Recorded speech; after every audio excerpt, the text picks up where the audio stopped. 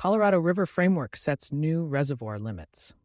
Reclamation just picked a preferred framework for managing Lake Powell and Lake Mead after 2026, and it isn't a fixed decade-long formula. It's a set of boundaries, with the real decisions still to come in guidelines.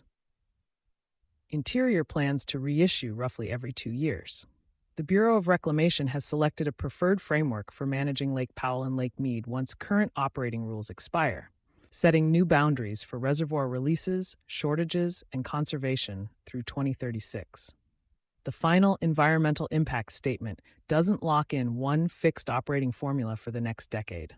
Instead, it sets outer limits for the shorter-term guidelines Interior expects to issue in roughly 2-year stretches, while basin states, tribes, and water agencies keep negotiating toward a consensus agreement. The final EIS is a significant step, not a final decision.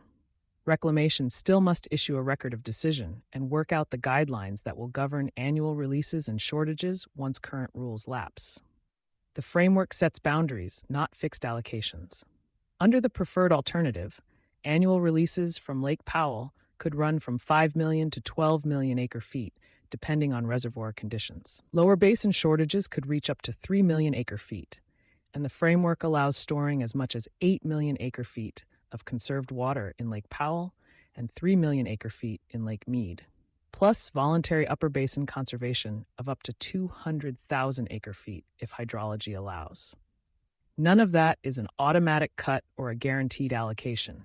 These are sideboards, not commitments, and individual water users won't know their real exposure until the shorter-term guidelines land. Guidelines will shift every 2 years, not once a decade. Interior expects to issue new guidelines roughly every 2 years, unless the basin states agree on something longer, a real departure from the 2007 interim guidelines, which locked in reservoir coordination and shortage rules years in advance. For cities, farms, utilities, and industrial water users, that means more frequent reassessment than one static formula, and companies with operations in the basin should treat this as a starting point for ongoing scenario planning, the same discipline increasingly applied to power and permitting timelines elsewhere in site planning.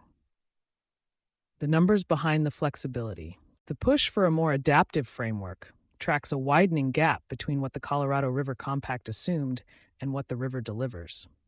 The compact split 15 million acre-feet between the upper and lower basins based on early 20th century flow estimates that averaged close to 18 million acre-feet a year.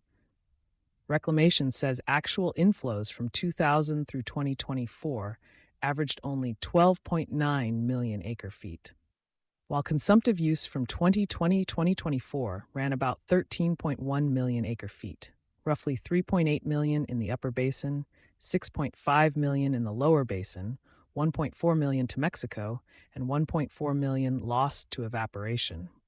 Unregulated inflow into Lake Powell this year is running at just 3.5 million acre-feet as of July, and the two reservoirs combined remain at their lowest storage since before Glen Canyon Dam started filling in 1963. The preferred alternative still leaves room for the 7 basin states to reach their own consensus agreement and fold it in, something negotiators have struggled to do given how divided the upper and lower basin remain on how shortages get calculated and shared. Reclamation opened the environmental review in June 2023, released a draft EIS in January without naming a preferred option, and received more than 18,000 comments, including 785 unique submissions, before settling on this version. None of that resolves the uncertainty water-dependent industries across the basin are working around.